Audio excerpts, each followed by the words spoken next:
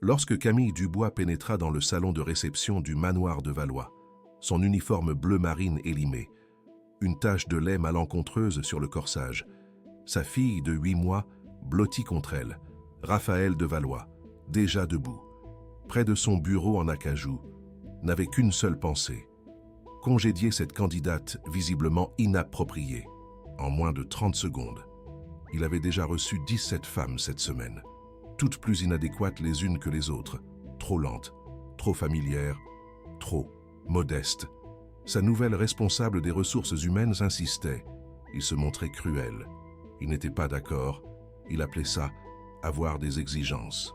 Mais lorsque les yeux de Camille croisèrent les siens, quelque chose d'impossible se produisit, pendant 3 secondes, qui lui parurent durer des siècles. Raphaël de Valois ne vit plus la jeune femme modeste, l'uniforme usé, le bébé pleurnichard.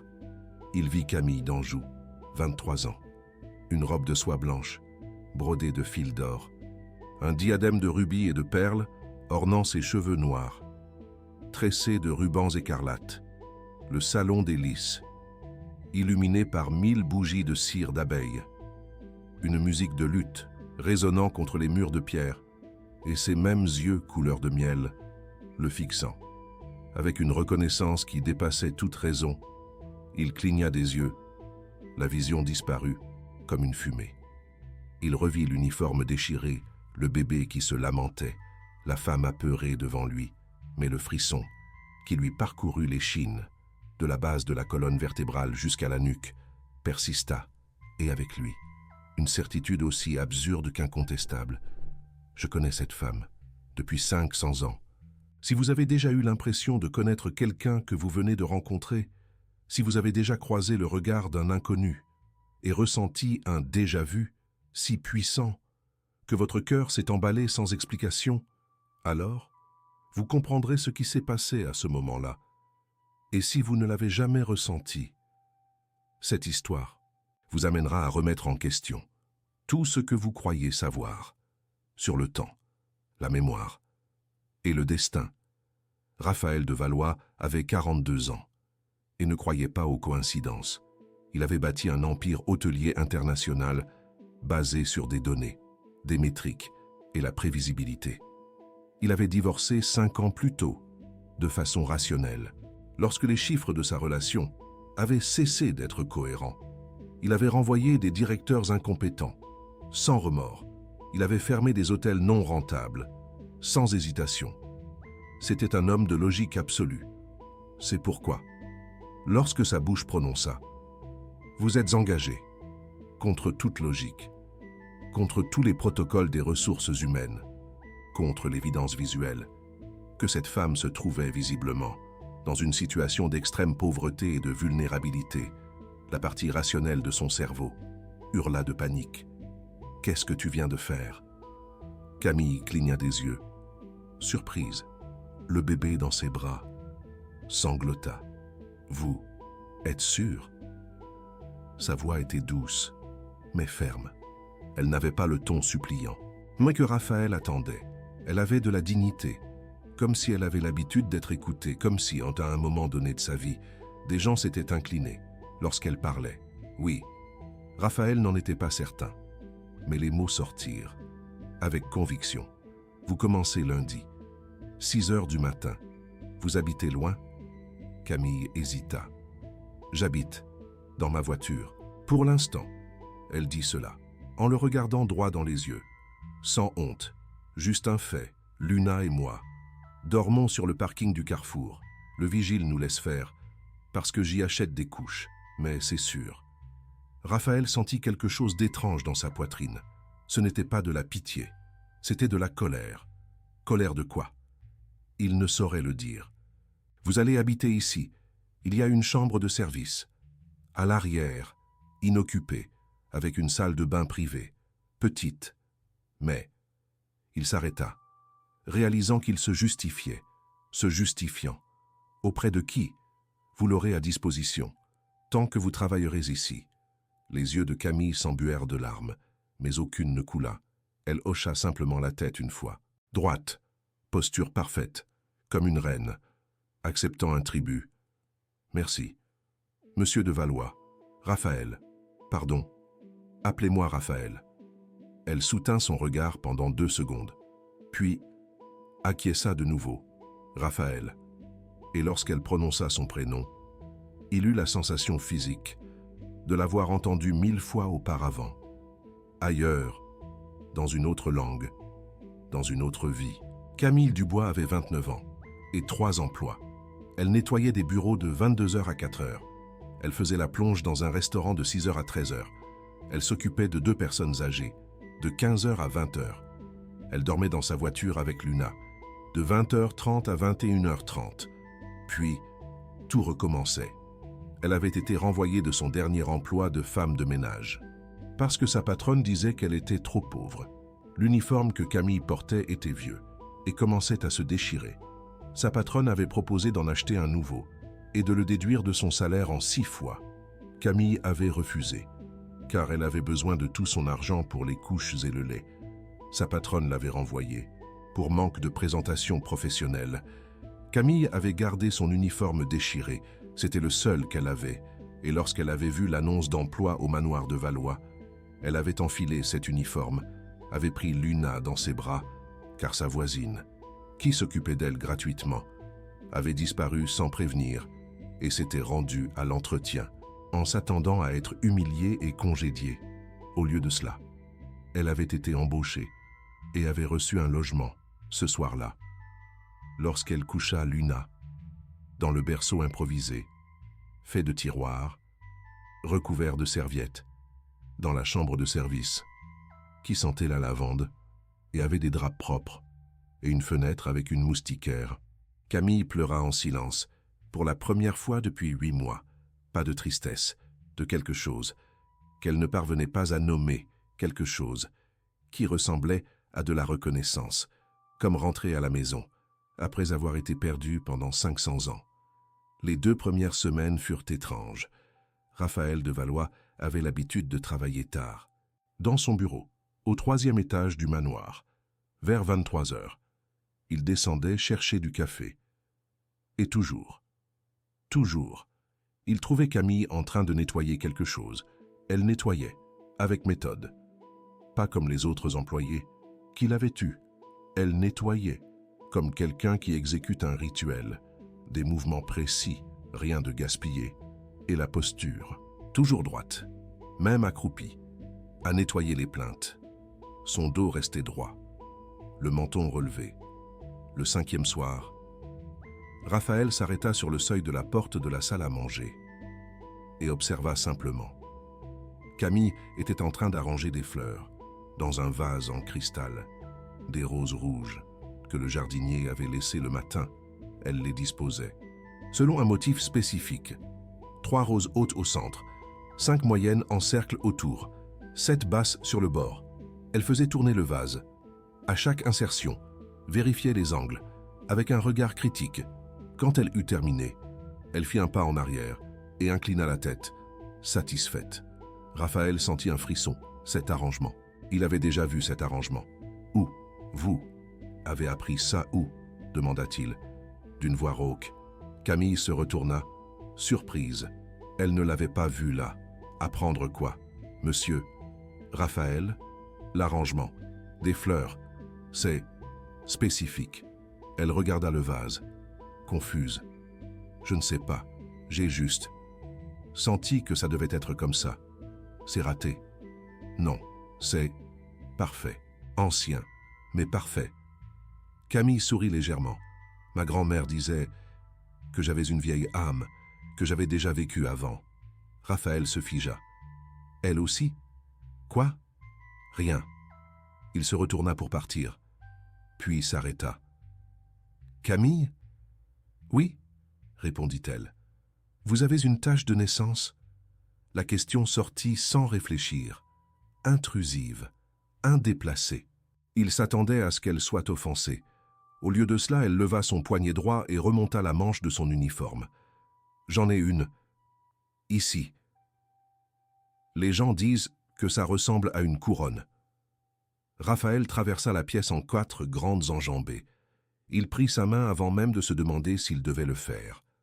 Le contact fut électrique. Tous deux poussèrent un soupir. Mais Raphaël ne la lâcha pas. Il regarda son poignet et il vit.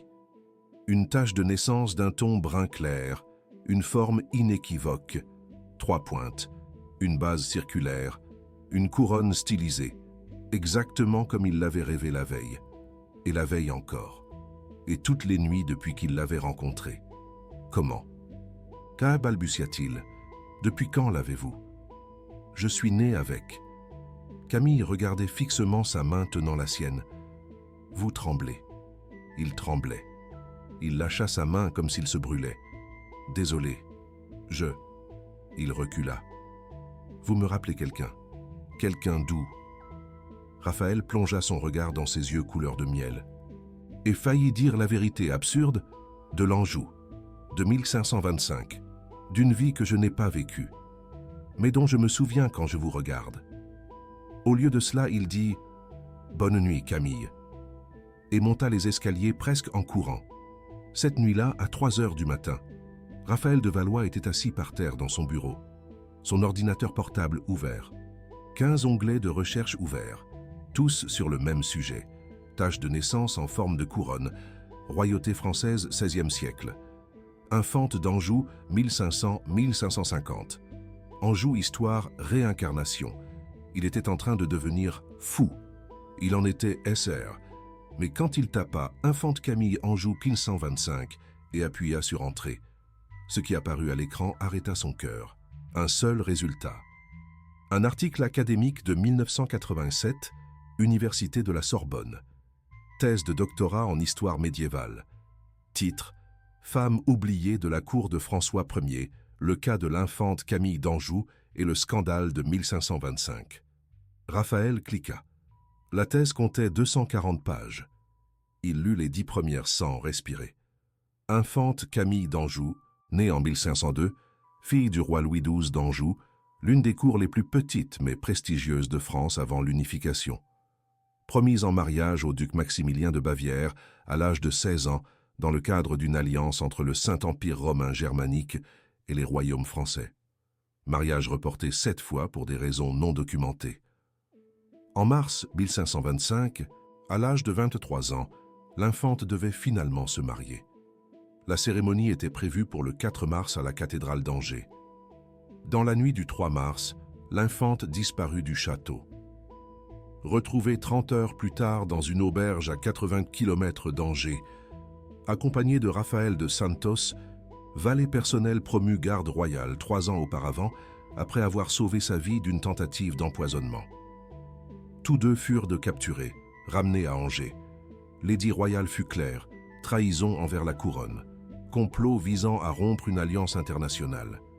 Raphaël de Santos fut exécuté par décapitation le 8 mars 1525 sur la place publique d'Angers. L'infante Camille d'Anjou fut envoyée au couvent des Clarisses pour une pénitence perpétuelle.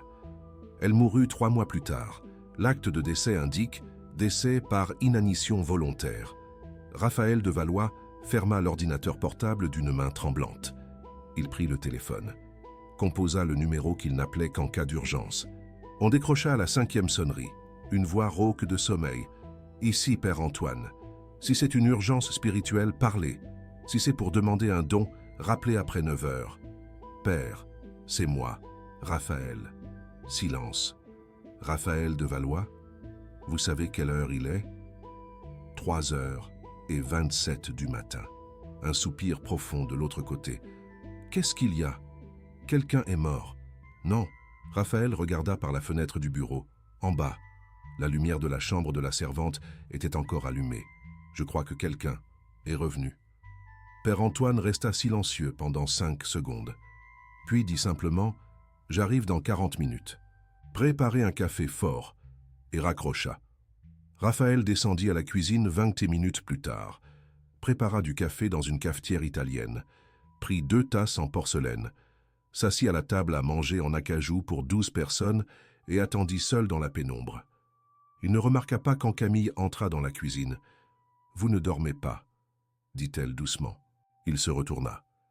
Elle était en pyjama simple, un pantalon de jogging gris et un t-shirt blanc, les cheveux lâchés, sans maquillage. Et pourtant, Raphaël vit pendant une seconde la couronne de rubis. Il cligna des yeux.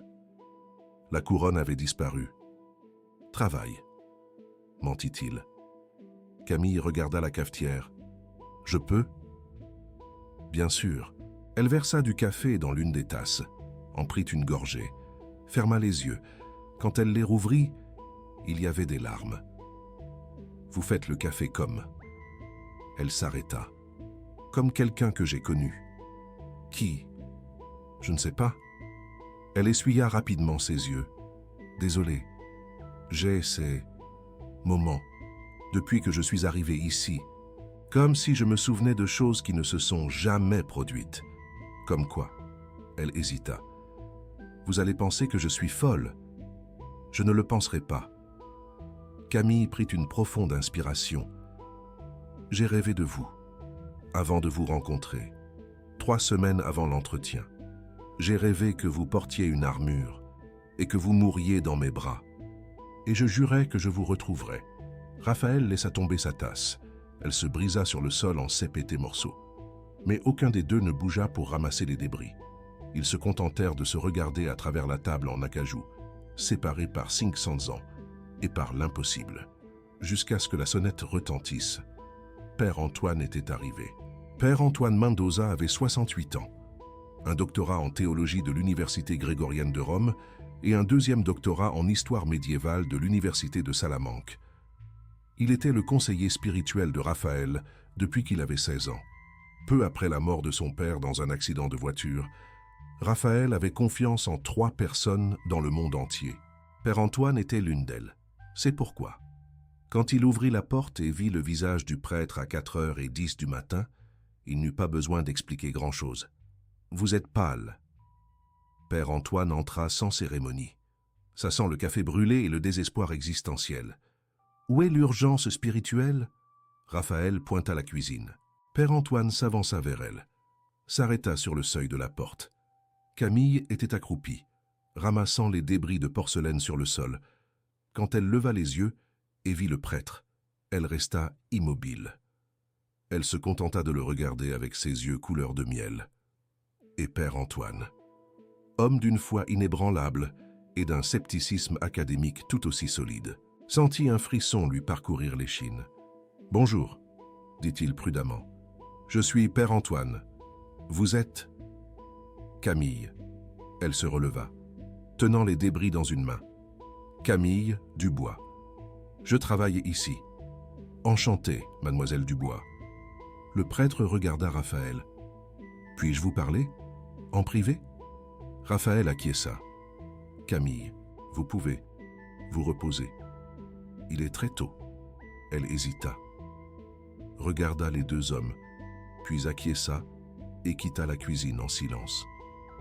Quand ses pas se sont évanouis dans le couloir, Père Ignace s'est tourné vers Raphaël. Elle a les yeux de l'infante. Raphaël sentit le sol se dérober sous ses pieds. Vous l'avez vu aussi. Père Ignace s'approcha de la table, tira une chaise et s'assit lourdement. Raphaël, j'ai passé 40 ans à étudier l'histoire de l'Église catholique, en Espagne au XVIe siècle, 15 de ces années, concentré spécifiquement sur la cour de Charles Quint et les cours régionales d'Anjou et d'Aragon. J'ai écrit ma thèse de doctorat sur l'iconographie religieuse dans les portraits de la royauté espagnole, entre 1500 et 1550. Et il y a exactement 3 portraits connus de l'infante Camille d'Anjou. Un est au musée du Louvre, à Paris. Un autre, au Vatican. Le 3e, au musée provincial d'Anjou. J'ai vu les 3 personnellement. J'ai étudié chaque coup de pinceau, chaque détail. Père Ignace regarda fixement Raphaël. Cette femme a son visage. Pas une ressemblance. Identique. Raphaël s'assit sur la chaise d'à côté. Il raconta tout. La vision lors de leur première rencontre, les rêves, la marque de naissance, l'arrangement floral, la recherche à 3 heures du matin, la thèse académique et son rêve, que je mourrais en armure, dans ses bras. Quand il eut terminé, Père Ignace resta silencieux pendant 2 minutes complètes. Puis il dit simplement « Je dois voir l'arrangement floral ». Raphaël le conduisit à la salle à manger. Le vase en cristal était toujours là, intact. Des roses rouges, dans un motif spécifique, à 3 hautes, 5 moyennes, 7 basses. Père Ignace s'arrêta à 3 mètres du vase. Il devint pâle. Raphaël, cet arrangement, je sais, il est ancien, mais comment elle? Il n'est pas seulement ancien. Le prêtre s'approcha lentement, comme si le vase était une bombe prête à exploser. C'est l'arrangement floral officiel de la cour de Charles Quint. Un code spécifique, utilisé uniquement par la royauté et la haute noblesse espagnole, au XVIe siècle. 3 roses hautes symbolisent la Sainte Trinité, 5 moyennes symbolisent les 5 plaies du Christ, 7 basses symbolisent les 7 sacrements. Et comment quelqu'un saurait ça aujourd'hui? Personne. Père Ignace toucha l'un des pétales avec révérence. Cette connaissance a été perdue il y a 400 ans. Nous le savons seulement parce qu'il y a des registres écrits dans les archives de l'Église et des descriptions dans les inventaires de banquets royaux. Mais je n'ai jamais vu personne faire cet arrangement. Seulement des dessins, des descriptions. Il se tourna vers Raphaël. Comment le savait-elle? Raphaël n'avait pas de réponse. Père Ignace prit une profonde inspiration. Voulez-vous mon opinion théologique ou mon opinion d'historien? Les deux. Théologiquement, la réincarnation n'est pas une doctrine catholique officielle, mais il y a des débats, des textes apocryphes, des traditions mystiques que l'Église n'a jamais ni confirmées ni niées complètement. Et il y a des cas, rares, documentés, de personnes qui se souvenaient de vies passées, avec des détails impossibles à connaître. Et comme historien, je vois des preuves que je ne peux pas expliquer, avec la science ou la raison. Que devriez-vous faire dans ces cas-là? Le prêtre regarda directement dans les yeux de Raphaël. Cherchez plus de preuves. Si elle est celle que vous croyez, il y en aura plus. Beaucoup plus. Raphaël acquiesça lentement. Le musée d'Anjou. Vous avez dit qu'il y a un portrait d'elle là-bas. J'ai une photo. Père Ignace prit son téléphone portable. J'en ai pris une il y a 3 ans pour la recherche. Laissez-moi. Il manipula l'appareil, puis tourna l'écran vers Raphaël. L'image montrait une peinture à l'huile de 1524. Fond doré, robe blanche et rouge, petite couronne de rubis, et un visage jeune, des yeux couleur miel, regardant directement l'observateur, avec une expression sereine et triste. En même temps, Camille Dubois aurait pu poser pour ce portrait la semaine dernière. Raphaël eut le vertige. Je dois aller à Anjou. Quand? Aujourd'hui. Qu'allez-vous faire quand vous aurez plus de preuves? Raphaël? Le prêtre rangea son téléphone. Disons que vous découvrez qu'elle est, en fait, la réincarnation de l'infante Camille d'Anjou, et que vous êtes la réincarnation de Raphaël de Santos. Et après, allez-vous le lui dire? Allez-vous risquer de l'effrayer, de lui faire croire qu'elle est folle? Je ne sais pas. Raphaël passa ses mains sur son visage. Je sais seulement que, depuis qu'elle a franchi cette porte, j'ai l'impression de m'être réveillé d'un sommeil de 500 ans, comme si cela expliquait enfin pourquoi je ne me suis jamais connecté avec personne, pourquoi mon mariage a échoué, pourquoi j'ai toujours senti qu'il manquait quelque chose. Il regarda le prêtre. Elle est ce qui manquait. Père Ignace soupira. Alors priez, parce que si c'est réel, Raphaël, vous allez tous les deux revivre quelque chose qui s'est terminé en tragédie. Et les tragédies ont tendance à se répéter. Raphaël resta silencieux, à moins que vous ne changiez la fin. Voilà, le prêtre se leva. À moins que vous ne changiez la fin. Dans les 3 jours suivants, Raphaël de Valois se transforma en un homme obsédé. Il annula des réunions, délégua des décisions, s'enferma dans son bureau, recherchant compulsivement chaque fragment d'information sur l'infante Camille d'Anjou et Raphaël de Santos. Il découvrit que l'édit d'exécution de Raphaël de Santos existait toujours dans les archives de la cathédrale d'Anjou, le document original, signé par le roi François Ier en personne. Il découvrit que le couvent de Sainte-Claire, où l'infante est morte, existait toujours, transformé en musée en 1890. Et il découvrit quelque chose qui le fit réserver un billet d'avion pour Anjou. Immédiatement, le musée provincial d'Anjou organisait une exposition spéciale. Titre: Femmes oubliées de la royauté d'Anjou. Durée: seulement 2 mois. Pièce centrale: le portrait restauré de l'infante Camille d'Anjou, jamais exposé publiquement auparavant, en raison de son état de conservation, maintenant restauré. Disponible à la visite. Raphaël embarqua sur le vol de 7 heures du matin, sans avertir personne. Camille remarqua que quelque chose avait changé. Raphaël était distant, poli, mais distant. Il évitait d'être dans la même pièce qu'elle. Quand il devait dire quelque chose, il envoyait un message. Quand ils se croisaient dans le couloir, il détournait le regard. Elle ne comprenait pas pourquoi. « Qu'est-ce que tu crois qu'il s'est passé ?» La question venait de Bernadette, la servante du manoir, depuis 15 ans, la seule autre employée qui vivait sur place. Camille faisait la vaisselle dans la cuisine à 21 heures, pendant que Luna dormait dans le couffin à côté. « Je ne sais pas, je crois que j'ai fait quelque chose de mal. » Des bêtises. Bernadette coupait des oignons pour le dîner du lendemain. « Cet homme est différent depuis que vous êtes arrivé, plus humain, moins robot. Quoi que vous ayez fait, ça a marché. » On dirait pas que ça a marché. Il me regarde à peine maintenant. Bernadette arrêta de couper. Regarda Camille avec une expression étrange. Tu ne remarques pas, hein? Quoi? La façon dont il te regarde, quand il croit que personne ne le voit. Comme si tu étais la seule personne réelle au monde, comme si tous les autres étaient des fantômes, et que toi seul avais de la couleur. Camille sentit la chaleur monter dans son cou. Tu imagines des choses. Je travaille ici depuis 15 ans. Ma petite. Je l'ai vu se marier. Je l'ai vu divorcer. Je l'ai vu avec des dizaines de femmes, pendant toutes ces années. Toutes belles, toutes riches, toutes essayant de l'attraper. Aucune n'a réussi. Vous savez pourquoi? Pourquoi? Parce qu'aucune d'entre elles ne l'a fait vous regarder comme il vous regarde. Comme s'il reconnaissait. Reconnaissait quoi? Lourde reprit sa tâche de couper des oignons. Quelque chose qu'il a perdu il y a longtemps. Raphaël arriva à Anjou à 14h30. Il alla directement au musée provincial. L'exposition Femmes oubliées occupait une aile entière du 2e étage.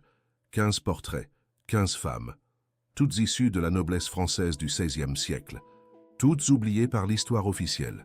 Et au centre de la salle, illuminé par une lumière spéciale, protégé par un verre anti-reflet, se trouvait le portrait de Camille de Valois. Raphaël s'arrêta à 5 mètres de distance. Il respira profondément. Il fit 3 pas. Il s'arrêta nouveau. Le portrait mesurait 1,50 m de hauteur, huile sur bois.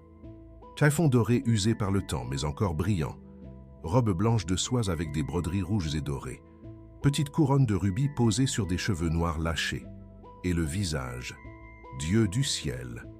Le visage était celui de Camille Dubois.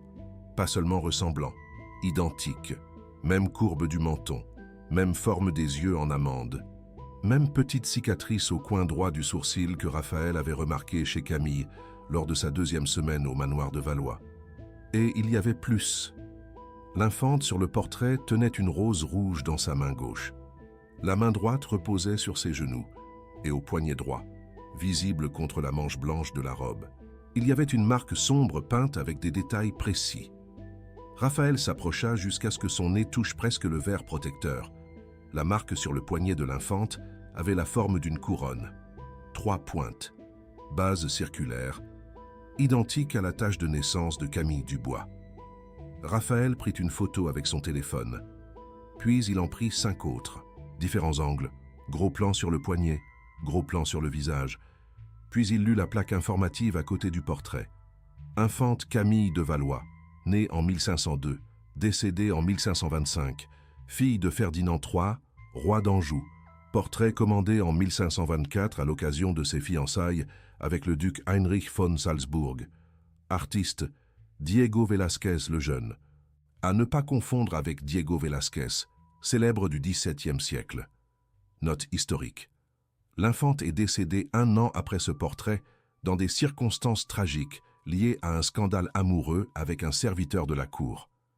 Les détails ont été supprimés par ordre royal. Raphaël photographia la plaque aussi. Puis il sortit du musée. chancelant, comme un ivrogne. Il s'assit sur un banc de la place en face de la cathédrale d'Anjou. Il appela Père Ignace. « Vous aviez raison. » « À propos de ?»« À propos de tout. » Raphaël regarda la photo sur son téléphone. « C'est elle. Père, j'ai des preuves. Qu'allez-vous faire? Je vais revenir. Je vais lui montrer. Je vais. » « Raphaël ?» La voix du prêtre devint sérieuse. « Faites attention. Des vérités comme celle-ci peuvent détruire des personnes. Elles peuvent amener quelqu'un à remettre en question sa sanité, son identité, sa réalité. Je sais, mais elle mérite de savoir. Si j'ai raison, elle a passé 500 ans à me chercher aussi, même sans le savoir consciemment. Alors montrez-lui, mais avec délicatesse, et préparez-vous à ce qu'elle ne croie pas. Ou pire, à ce qu'elle croie et panique. » Raphaël raccrocha. Il réserva un billet de retour pour la ville de Mexico sur le vol de 19h. Et pendant qu'il attendait à l'aéroport d'Anjou, il reçut un message de Lourdes. « Monsieur, Camille vous demande si tout va bien. Elle dit que vous êtes parti sans prévenir. Elle est inquiète. » Raphaël regarda le message pendant 30 secondes, puis il écrivit « Dites-lui que je vais bien. J'arrive demain matin tôt. J'ai besoin de lui parler. Quelque chose d'important. » Il envoya. 3 petits points apparurent. Lourdes en train d'écrire. « Elle veut savoir si elle a fait quelque chose de mal. » Le cœur de Raphaël se serra. « Dites-lui que non. Dites-lui qu'elle a tout bien fait. Tout. Absolument bien fait. Pour la première fois en 500 ans. » Il envoya et éteignit son téléphone. Quand il embarqua sur le vol de retour, Raphaël de Valois avait 147 photos d'Anjou sur son téléphone. Le portrait de l'infante sous tous les angles. La plaque informative. La façade du musée. La cathédrale. Le couvent Sainte-Claire. Et une certitude absolue qui la terrorisait et l'émouvait en même temps. Il avait retrouvé la femme qu'il avait aimée il y a 500 ans. Maintenant, il devait la convaincre de cela sans qu'elle pense qu'il était fou. Que se passerait-il si vous découvriez que quelqu'un que vous venez de rencontrer est en réalité quelqu'un que vous avez perdu il y a des siècles? Le diriez-vous? Montreriez-vous les preuves? Risqueriez-vous d'être traité de fou? Ou garderiez-vous le secret et vivriez-vous avec le poids de savoir quelque chose que l'autre personne ne sait pas? Raphaël atterrit à la ville de Mexico à 6h15 du matin. Il alla directement chez lui. Camille était dans la cuisine en train de préparer du café quand il entra. Elle se retourna. Elle vit sa valise, sa barbe de plusieurs jours, ses yeux rouges de ne pas avoir dormi. « Vous avez voyagé.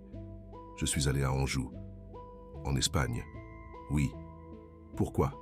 Raphaël posa sa valise par terre, sortit son téléphone de sa poche, ouvrit la galerie de photos, sélectionna la meilleure photo du portrait de l'infante Camille. Il tourna l'écran vers elle. À cause de Céa. Camille regarda l'écran. Elle resta immobile. 3 secondes. 5. 10. L'assiette qu'elle tenait glissa de ses doigts. Elle tomba sur le sol en marbre, se brisa en 23 morceaux. Mais elle ne détourna pas son regard de la photo. Sa voix sortit trémulée, presque inaudible. « C'est moi. Non. » Raphaël fit un pas en avant. « C'est vous. Il y a 500 ans. » Camille détourna finalement son regard de l'écran. Le regarda. Il y avait des larmes dans ses yeux couleur de miel. « C'est de la folie. Je sais. Mais regarde son poignet. » Raphaël agrandit la photo. « Regarde la marque. » Camille regarda. Puis elle leva son propre poignet droit, le plaça côte à côte avec l'image sur l'écran. La tache de naissance était identique à la marque peinte sur le portrait d'il y a 500 ans.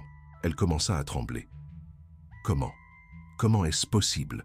Certaines histoires semblent impossibles jusqu'à ce que vous voyiez les preuves. Certaines connexions défient toute logique. Et il y a des gens qui vont faire une pause maintenant. Traitez ça. Essayez de décider s'ils croient ou non. Mais la vérité n'a pas besoin de votre croyance pour exister. Elle existe simplement. Raphaël prit sa main, soigneusement, espérant qu'elle recule. Elle ne recula pas. « Camille, j'ai besoin de te montrer quelque chose. Plus de choses. Tu es prête? Pourquoi? pour découvrir qui tu as été, qui nous avons été. Camille regarda sa main tenant la sienne, et quand leurs doigts se touchèrent, complètement, peau contre peau, quelque chose se produisit.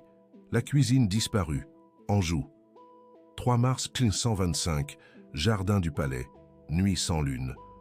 Odeur de jasmin et de rose, bruit de fontaine de pierre versant de l'eau, froid de l'hiver français coupant la peau. Camille de Valois, 23 ans, robe de nuit blanche recouverte d'une cape de velours rouge. Petite couronne de rubis encore sur sa tête parce qu'elle a quitté sa chambre à la hâte. Elle était debout près de la fontaine, regardant l'homme devant elle. Raphaël de Valois, 28 ans, uniforme de garde royale bleu, nuit et or, épée à la ceinture, main gauche serrant la sienne. « Demain, tu te maries, dit-il. Voix basse, désespérée. Je sais, avec un homme que tu n'aimes pas. Je sais. Pour une alliance politique, je sais. Elle lui serra la main. Raphaël, je sais. Alors, pourquoi es-tu encore là? Pourquoi n'as-tu pas fui avec moi hier quand je te l'ai demandé? Ou la semaine dernière? Ou il y a 3 ans quand nous avons découvert que... Parce que je suis infante, l'interrompit-elle. Parce que j'ai été élevée pour servir la couronne. Parce que mon père... Ton père te vend comme du bétail à l'Empire. Il protège notre royaume. Elle lâcha sa main, se retourna. Tu ne comprends pas. Tu ne comprendras jamais. Alors, explique-moi. Raphaël fit le tour et se planta de nouveau devant elle. Explique-moi comment tu vas épouser un homme que tu n'as jamais vu alors que tu dors à mes côtés depuis 7 ans. Camille perdit le souffle. Nous n'avons jamais dormi ensemble. Pas physiquement, mais en rêve, en pensée. Combien de nuits as-tu fermé les yeux et vu mon visage? Combien de fois t'es-tu réveillée en pleurant mon nom? Elle ne répondit pas, parce que Raphaël de Valois venait de dire la vérité qu'elle n'avait jamais admise à haute voix. Fuis avec moi. Il prit son visage entre ses 2 mains. Aujourd'hui, maintenant. Nous avons des chevaux. Nous avons de l'or que j'ai mis de côté pendant ces 7 années. Nous pouvons atteindre l'Anjou en 4 jours. Changer de nom. Vivre comme des gens ordinaires. Je travaillerai, je serai traqué. Mon père enverra l'armée à nos trousses. Tu seras exécuté pour trahison. Et moi? Alors qu'on m'exécute. Raphaël colla son front contre le sien. Je préfère mourir en étant tien que vivre en te voyant appartenir à un autre. Camille ferma les yeux. Des larmes coulèrent sur son visage. Quand elle ouvrit les yeux, il y avait de la détermination. Prépare les chevaux. Quoi? Prépare les chevaux. Elle embrassa ses mains. Je te retrouve à la porte nord dans 1 heure. J'apporte des bijoux. Nous les vendrons et vivrons 5 ans avec l'argent. Peut-être 10, peut-être 20. Raphaël l'embrassa, profondément, désespérément. Quand ils se séparèrent, ils pleuraient tous les deux. 1 heure, murmura-t-il. 1 heure, confirma-t-elle. Ils obtinrent 31 heures de liberté avant d'être capturés. La vision se termina aussi abruptement qu'elle avait commencé. Raphaël et Camille revinrent à la cuisine du manoir de Valois, haletant comme s'ils avaient couru des kilomètres. Camille lâcha sa main et recula en trébuchant. Qu'est-ce que c'était? Tu as vu? Raphaël essayait de reprendre son souffle. Tu as vu aussi? J'ai vu. Un jardin, un palais, du froid. Elle toucha son propre visage. J'ai senti le froid. Raphaël, j'ai senti. Anjou, mars 1525. Je sais parce que j'ai fait des recherches. Cette nuit-là, l'infante Camille de France s'enfuit du palais avec Raphaël de Valois. Il fut recapturé 31 heures plus tard. Et alors, Camille connaissait déjà la réponse. Elle ne savait pas comment, mais elle savait. Alors, il a été exécuté, murmura-t-elle. Et moi, j'ai été envoyée dans un couvent, et je suis morte 3 mois plus tard. Raphaël acquiesça lentement. Nous sommes morts, et nous sommes revenus. Camille s'assit sur le sol de la cuisine, s'effondra, dos contre le buffet, main tremblante. Ça ne peut pas être en train d'arriver. Ce n'est pas réel. La réincarnation n'existe pas. Les vies passées n'existent pas. Je suis Camille Dubois. J'ai 29 ans. Je suis mère célibataire. Je vis dans ta chambre de servante. Je ne suis pas une princesse. Je ne l'ai jamais été. Raphaël s'assit à côté d'elle sur le sol. Tu arranges les fleurs selon un motif qui était utilisé uniquement par la royauté française du XVIe siècle. Un motif qui a été oublié depuis 400 ans. Comment le savais-tu? Je ne sais pas. Tu as une marque de naissance identique à la marque sur le portrait d'une princesse morte il y a 500 ans. Coïncidence? Ça doit l'être. Tu as rêvé de moi avant de me connaître. Tu as rêvé que je mourrais en armure. Raphaël de Valois a été décapité portant une armure cérémoniale. Comment le savais-tu? Camille couvrit son visage de ses mains. Arrête. Je ne peux pas, parce que c'est réel. Et tu sais que c'est vrai. Elle retira ses mains de son visage, le regarda. Si c'est réel, si nous avons vraiment été ces personnes, alors pourquoi? Pourquoi sommes-nous revenus? Pourquoi maintenant? Peut-être pour terminer ce que nous n'avons pas terminé. Raphaël lui prit la main de nouveau, ou pour corriger ce qui a mal tourné, ou pour tenir une promesse. Quelle promesse? Celle que tu as faite quand tu m'as vu pour la dernière fois en prison. Camille se figea. Comment le sais-tu? Parce que je me souviens. Camille, pas complètement, pas tout le temps. Mais quand je te regarde, je me souviens de fragments, comme des morceaux de verre brisés. Et l'un des morceaux les plus nets, c'est ta main serrant la mienne à travers les barreaux de fer. Et toi, disant que tu me reconnaîtrais dans n'importe quelle vie. Même si j'étais roi et toi mendiante, elle commença à pleurer. Et tu as dit que tu me verrais comme une reine, murmura-t-elle. Peu importe les haillons que je porterai. Raphaël essuya ses larmes avec son pouce. Je l'ai vu, le premier jour, quand tu es entré avec un uniforme déchiré et un bébé dans les bras. J'ai vu la couronne. J'ai vu la robe de soie. J'ai vu la reine que tu as été. Ils restèrent assis sur le sol de la cuisine, dos contre le buffet, mains entrelacées, tandis que le soleil se levait par la fenêtre, jusqu'à ce que Camille demande « Qu'est-ce qu'on fait maintenant ?» Raphaël n'avait pas de réponse. Mais Père Ignace en avait une.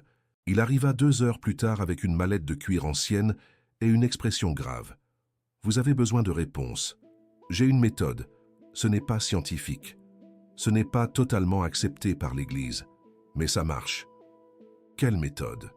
demanda Raphaël. « Régression hypnotique. » Père Ignace ouvrit la mallette. « J'ai déjà fait ça avec 3 personnes au cours des 20 dernières années. Des cas similaires. Des gens qui affirmaient se souvenir de vies passées. Dans 2 cas, c'était de l'auto-tromperie. Des faux souvenirs créés par le cerveau. Dans le 3e cas, il s'arrêta. C'était réel, c'était inexplicable.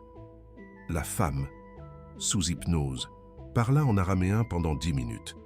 Une langue morte depuis 2000 ans. Elle avait un niveau scolaire de 5e et n'avait jamais quitté l'Oaxaca. Il n'y avait aucun moyen qu'elle connaisse l'araméen. Et qu'avez-vous découvert? Qu'il y a des choses que la science n'explique pas encore, et que l'Église, dans sa sagesse, laisse de la place au mystère. Père Ignace les regarda tous les deux. Qui veut y aller en premier? Camille leva la main. Moi. La séance d'hypnose eut lieu dans la bibliothèque du manoir, rideaux tirés, lumière tamisée.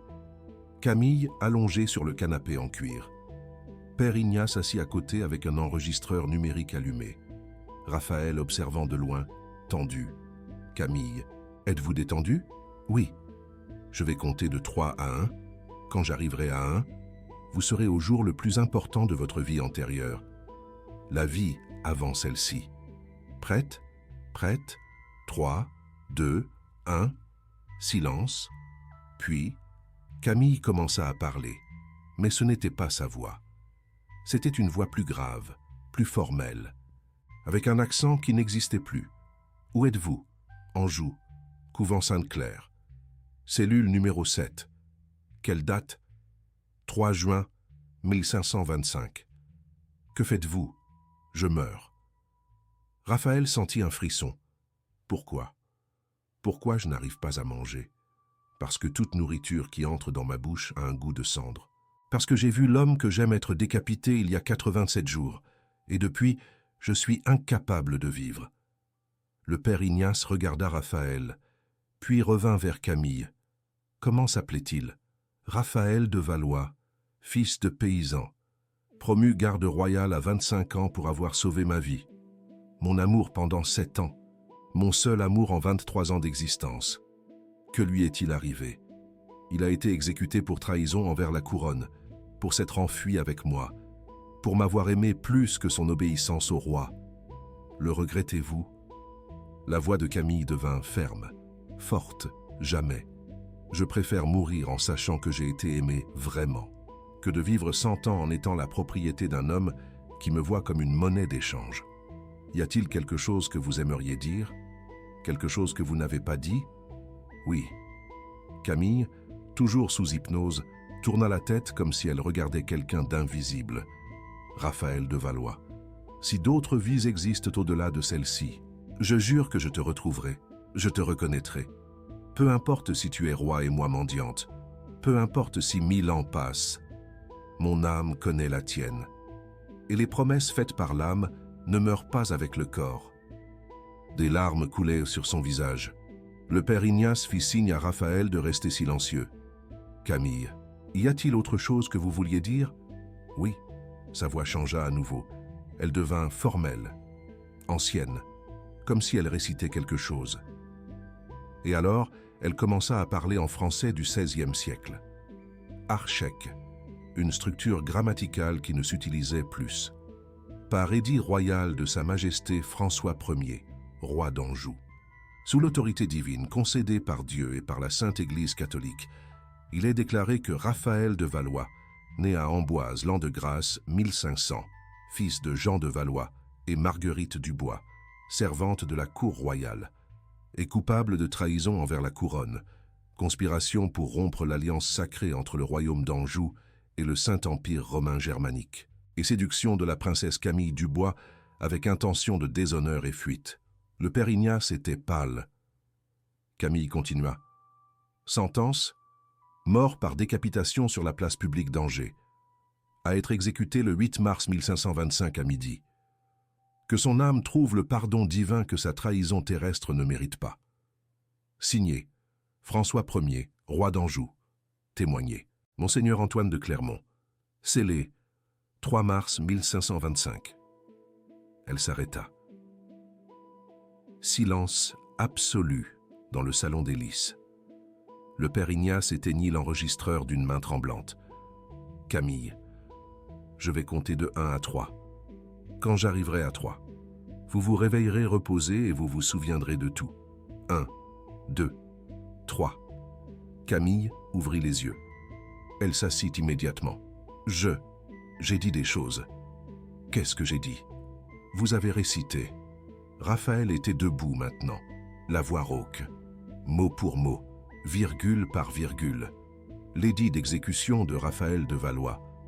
Un document qui n'existe que dans les archives scellées de la cathédrale d'Angers. Un document auquel même moi n'ai pas pu avoir un accès complet. Juste un résumé académique. Le père Ignace feuilletait un vieux livre qu'il avait sorti de sa mallette. Il trouva la page qu'il cherchait. Il lut à voix haute. Conformément au registre partiel des archives de la cathédrale d'Angers, document BEL 525 RT 047. L'édit royal d'exécution de Raphaël de Valois contient les informations vérifiables suivantes. Date de la sentence 3 mars 1525. Exécution 8 mars 1525. Crime de trahison. Témoigné par Monseigneur Antoine de Clermont. Il regarda Camille. Vous venez de réciter la version complète d'un document auquel seuls 3 historiens dans le monde entier ont eu un accès partiel. Comment est-ce possible? Camille tremblait. Je ne sais pas. Je jure que je ne sais pas. Je n'ai jamais étudié l'histoire. J'ai à peine terminé le lycée. Je ne... Vous vous souvenez? Camille. Raphaël s'agenouilla devant elle. Votre âme se souvient, même si votre esprit ne le sait pas. Votre âme le sait. C'est réel. Elle murmura. Tout cela est réel. Oui. Le père Ignace ferma le livre. Et maintenant? Vous devez tous les deux décider de ce que vous allez faire avec cette vérité. Raphaël regarda Camille. Avez-vous peur? Je suis terrorisée, elle admit. Parce que si c'est réel, si nous avons vraiment été ces personnes, alors, ce qui nous a séparés avant peut nous séparer de nouveau. Raphaël compléta. Oui. Ou, le père Ignace se leva. Vous pouvez faire différemment cette fois. Vous pouvez choisir une fin différente. Comment? Elle était princesse. Il était serviteur. La barrière était infranchissable. Leur amour était interdit. La société les a détruits. Le prêtre regarda les deux. Mais vous n'êtes plus princesse et serviteur. Vous êtes deux personnes libres, dans un siècle qui permet à l'amour d'exister indépendamment de la classe sociale. Les barrières externes n'existent plus. Les seules barrières maintenant sont internes. Raphaël tendit la main à Camille. Sans barrière cette fois. Elle regarda sa main, puis son visage, et vit ce que Lourdes avait vu, la façon dont il la regardait, comme si elle était la seule personne réelle au monde. Elle prit sa main, sans barrière, mais la réalité ne serait pas si gentille. Parce que 3 jours plus tard, alors que Raphaël était dans son bureau en train de revoir des contrats, il reçut un appel de son ex-femme. « Je sais que tu vis avec une servante. » La voix de Monique était froide. « Une pauvresse avec un bébé. C'est très noble de ta part. Raphaël, très charitable. Ce n'est pas de la charité. C'est quoi? De l'amour. » Elle rit. « S'il te plaît, tu es incapable d'aimer. C'est pour ça que notre mariage a échoué. Tu n'as pas de cœur. Peut-être que je n'en avais pas, jusqu'à ce que je rencontre la bonne personne. » Silence. Puis, Monique dit quelque chose qui glaça Raphaël jusqu'aux os. « Tu sais que je connais la moitié du conseil d'administration de ton groupe hôtelier. Tu sais qu'il m'adore.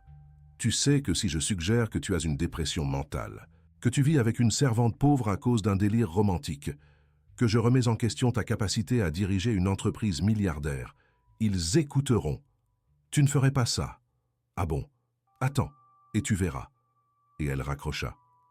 Raphaël resta à fixer le téléphone. Pour la première fois en 500 ans, il eut peur de perdre Camille à nouveau, si vous n'avez pas eu de frissons jusqu'à présent. Si cette histoire n'a pas remué quelque chose de profond en vous, il est peut-être temps de vous demander pourquoi. Parce que des connexions comme ça, qui traversent les siècles, qui défient la mort et le temps, devraient amener chacun à se demander ce qui compte vraiment. Que feriez-vous pour protéger quelqu'un qui a attendu 500 ans pour vous retrouver? Jusqu'où iriez-vous? Raphaël descendit dans la chambre de Camille à 23 heures. Il frappa à la porte. Elle ouvrit. Luna dormait dans le berceau derrière elle. « Il faut qu'on parle. » Il lui raconta l'appel. La menace. Le conseil qui pourrait le destituer de la présidence de l'entreprise s'il le jugeait instable. Camille écouta tout en silence. Quand il eut terminé, elle dit seulement « Je vais partir. » Quoi? Non, Raphaël. Tu as construit un empire.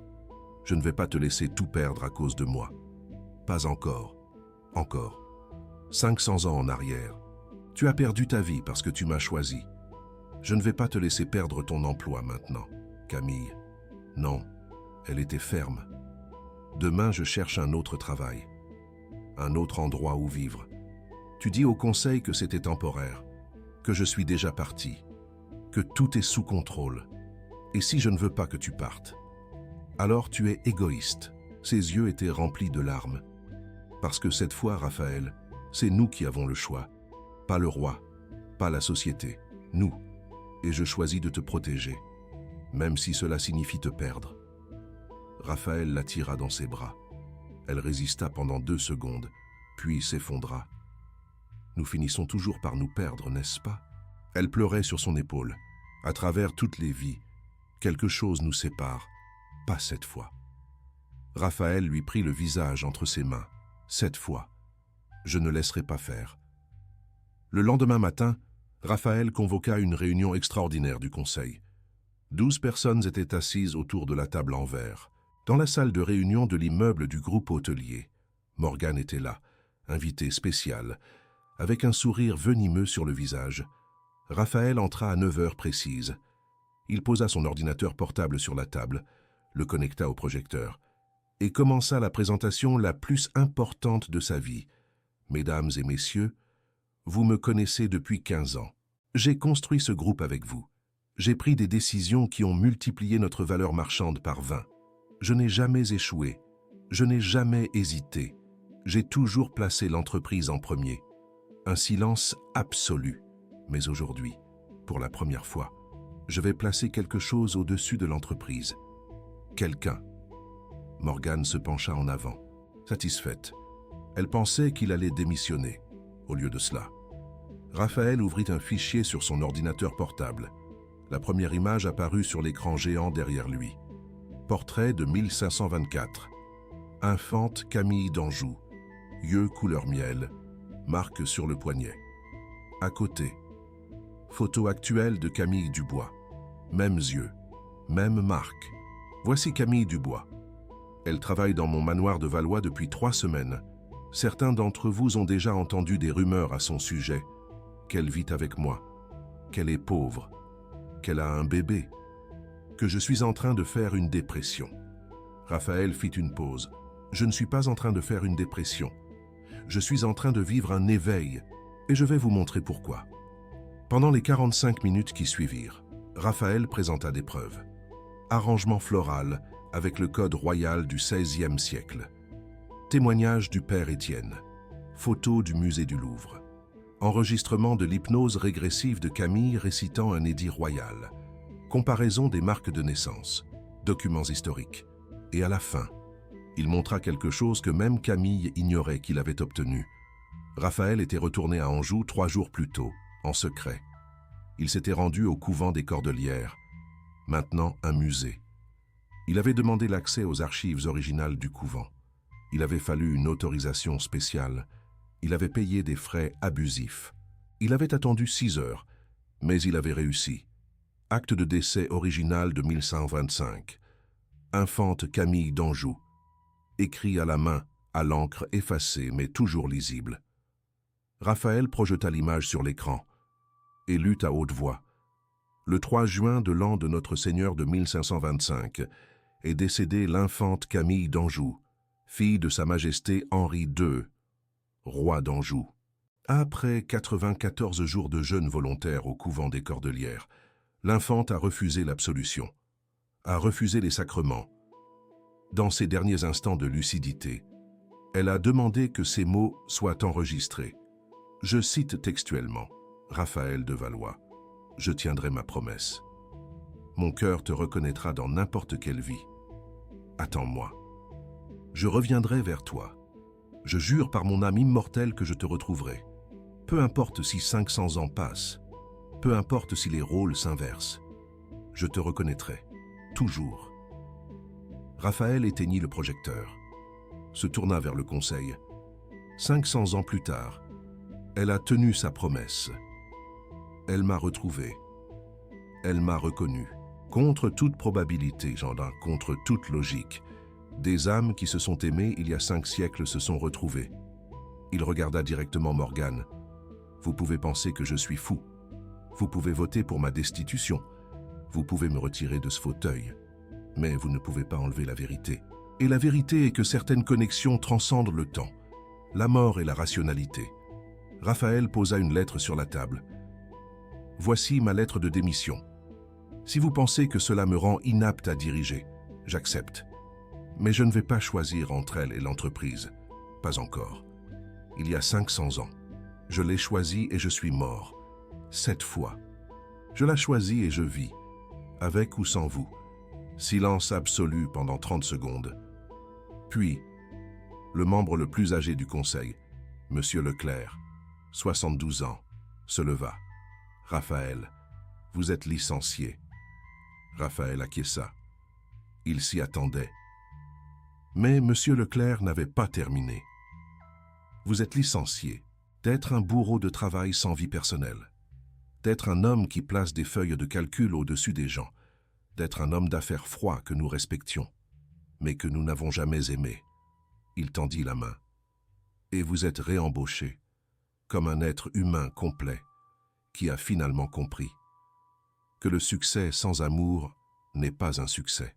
C'est juste de la survie. Raphaël regarda la main tendue. Il ne comprenait pas. Nous avons voté. Le vieil homme sourit.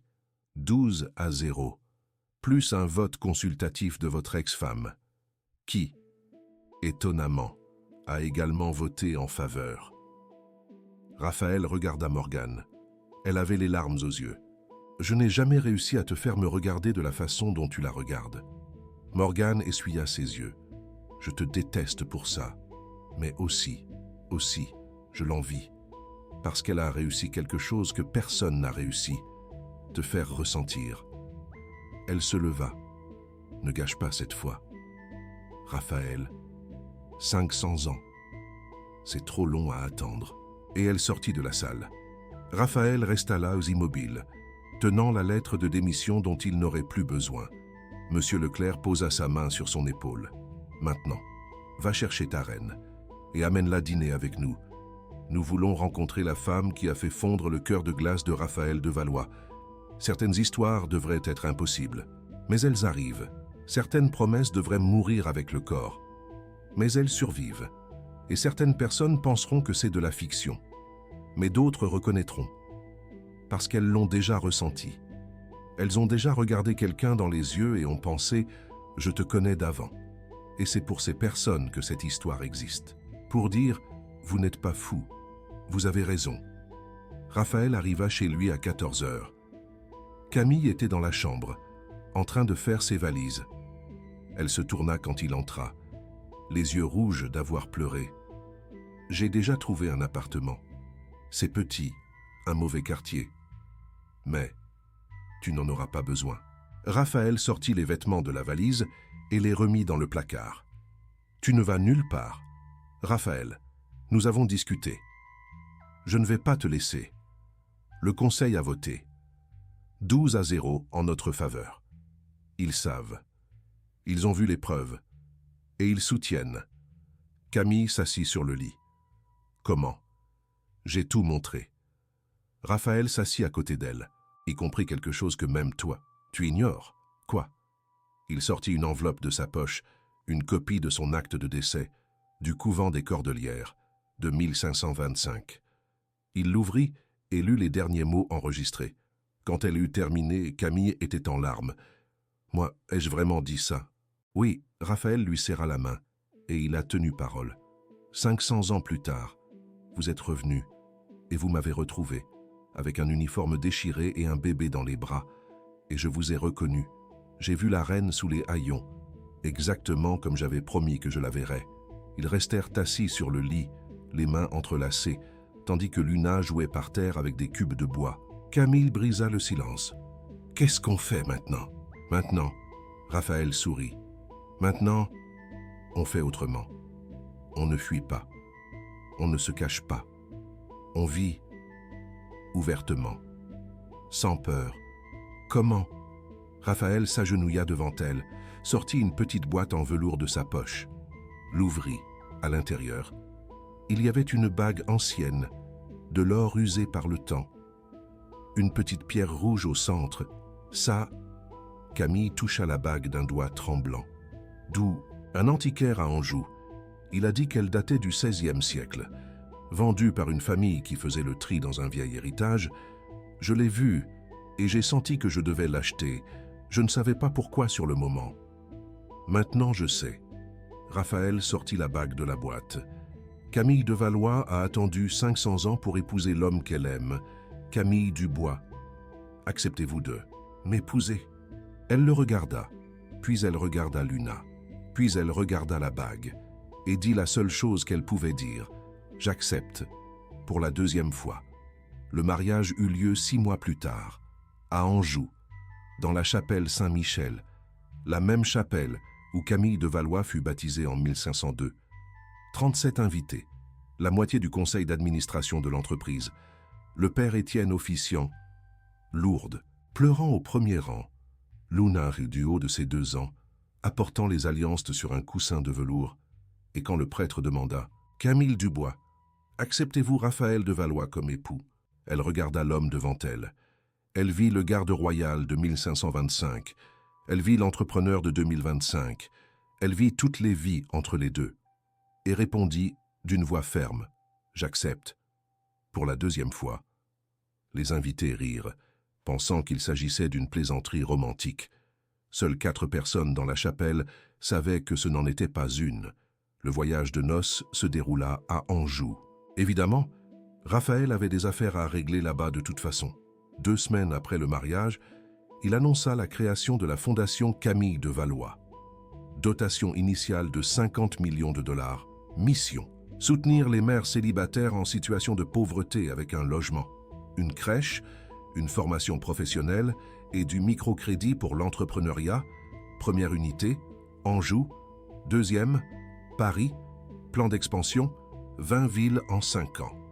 Camille fut nommée directrice générale.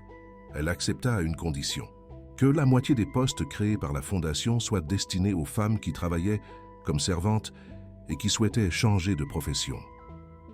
Raphaël accepta, et 6 mois après la création de la fondation, Camille reçut un appel du musée départemental d'Anjou. La directrice avait une proposition. Le musée souhaitait créer une exposition permanente sur les femmes oubliées de la noblesse française. Ils voulèrent que Camille soit la conservatrice. Un salaire conséquent, un logement à Anjou mis à disposition, et la pièce maîtresse de l'exposition serait l'histoire de Camille de Valois et Raphaël de Valois. L'histoire réelle, avec toutes les preuves. Camille accepta. Au cours des 2 années suivantes, elle plongea dans les archives, les bibliothèques, les cathédrales et les couvents, découvrit des lettres, des journaux, des documents judiciaires, des témoignages de servantes qui étaient au château la nuit de la fuite, et monta une exposition qui racontait, pour la première fois, l'histoire complète de l'amour interdit entre la princesse et le garde, qui choisirent 31 heures de liberté ensemble plutôt qu'une vie entière séparée par l'obligation. L'exposition ouvrit en mars 2027, exactement 502 ans après l'exécution de Raphaël de Valois. Le jour de l'inauguration, Camille se tenait devant le portrait de 1524 de Camille de Valois lorsqu'elle sentit une petite main serrer la sienne. Luna, maintenant âgée de 4 ans, les yeux curieux fixés sur le portrait. « Qui c'est ?»« Maman. »« C'est... » Camille hésita. « C'est une princesse qui a vécu il y a longtemps. » Luna inclina la tête, regarda le portrait, puis regarda Camille. « C'est toi. » Camille sentit un frisson. « Pourquoi tu dis ça, mon amour ?»« Parce que je me souviens... » Luna pointa la marque sur le poignet de la princesse sur le portrait. « Tu avais cette marque, et l'oncle Raphaël... » Elle pointa un tableau plus petit à côté, une illustration du garde royal. C'était lui. Vous vous aimiez, et vous avez dû fuir, mais ils vous ont attrapé. Camille s'agenouilla à côté de sa fille. Luna. Qui t'a raconté ça? Personne. Je me souviens. D'avant quoi? D'avant que je sois Luna. Quand j'étais quelqu'un d'autre, Raphaël, qui était arrivé à ce moment-là, entendit la dernière phrase, échangea un regard avec Camille, et tous deux comprirent « Les âmes ne voyagent pas seules. Elles reviennent ensemble. » Cette nuit-là, après que Luna se soit endormie, Raphaël et Camille restèrent sur le balcon de l'appartement à Anjou, regardant les étoiles. « Tu crois? » Quelle? Raphaël commença. « Je crois. » Camille compléta. « Je ne sais pas qui elle était, mais c'était quelqu'un de connecté à nous. Peut-être une fille que nous n'avons jamais eue, peut-être une amie, peut-être une servante qui est morte en nous protégeant, mais elle était là et elle est revenue avec nous. Raphaël l'attira contre lui. Alors cette fois, on fait les choses bien. On l'élève en lui, disant la vérité, sans peur, sans honte. Et c'est ce qu'ils firent. Luna grandit en sachant qu'elle avait vécu avant, que les âmes se reconnaissent, que l'amour véritable ne meurt pas. Il attend simplement. 5 ans après l'inauguration de l'exposition, Camille reçut un email d'une femme du Japon. La femme disait qu'elle avait visité l'exposition lors d'un voyage à Anjou. Elle avait vu le portrait de la princesse et avait pleuré sans comprendre pourquoi. Elle était retournée à Tokyo et avait commencé à avoir des rêves vifs avec l'Espagne du XVIe siècle, avec un château, avec un homme en uniforme, avec une fuite, avec une prison. Elle avait fait des recherches sur son arbre généalogique, avait découvert qu'elle avait une ancêtre espagnole du XVIe siècle, servante de la cour royale. D'Anjou? Non. Isabelle Valois, sœur de Raphaël de Valois. La femme terminait l'email par une question. Croyez-vous qu'il soit possible que les âmes reviennent en groupe, que les familles se retrouvent à travers les vies? Camille répondit. Non seulement je le crois, mais j'en vis la preuve.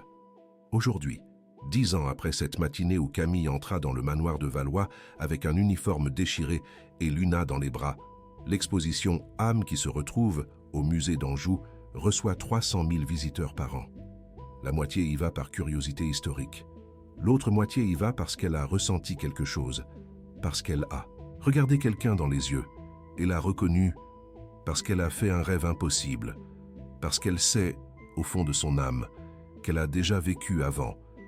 Et pour ces personnes, voir les preuves documentées que Raphaël et Camille ont réellement existé, se sont réellement aimés, sont réellement morts et sont réellement revenus, c'est plus qu'une histoire, c'est une validation, c'est une permission de croire à l'impossible. C'est la preuve que les promesses faites par l'âme traversent les siècles. Avez-vous déjà regardé quelqu'un dans les yeux et senti que vous le connaissiez d'avant? Avez-vous déjà ressenti un déjà-vu, si intense qu'il vous semblait être un souvenir réel, un fragment de votre passé? Avez-vous déjà aimé quelqu'un avec une telle force, une intensité, qui semblait accumuler à travers plusieurs vies, comme une éternité contenue dans un seul regard? Peut-être que vous ne l'imaginez pas.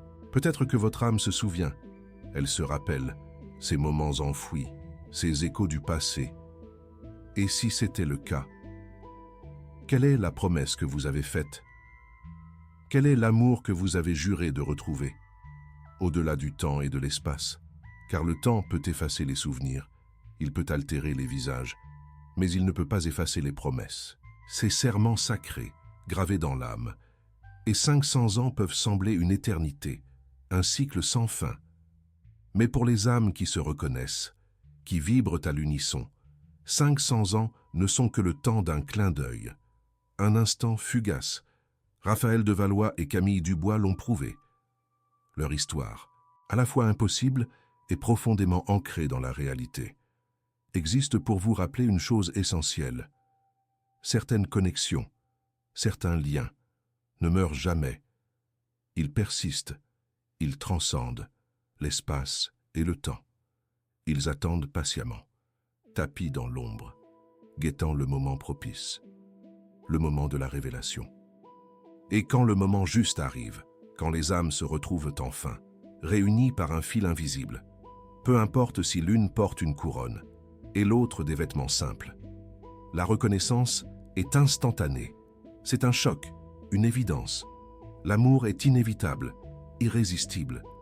Il consume tout sur son passage. Et cette fois, le dénouement, la fin, peut être différente. Car cette fois, il n'y a pas de roi à qui obéir, pas de société à détruire, pas d'exécution imminente qui plane comme une ombre. Il n'y a que le choix, la liberté de tracer son propre chemin, et l'amour, pur, véritable, inconditionnel, et une promesse, enfin, accomplie, honorée, 500 ans plus tard. Finalement,